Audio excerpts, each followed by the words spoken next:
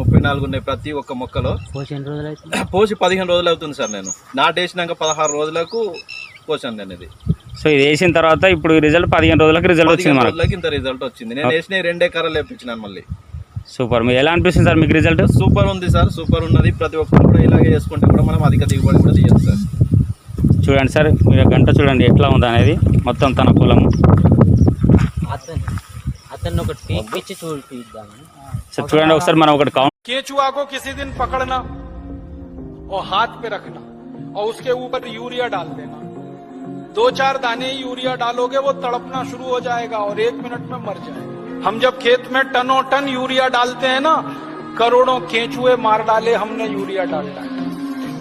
और केचुए क्या करते हैं? केचुए मिट्टी को नरम बनाते हैं, पोला बनाते हैं और उपजाऊ बनाते हैं. केचुए का काम क्या है? ऊपर से नीचे जाना, नीचे से ऊपर जाना.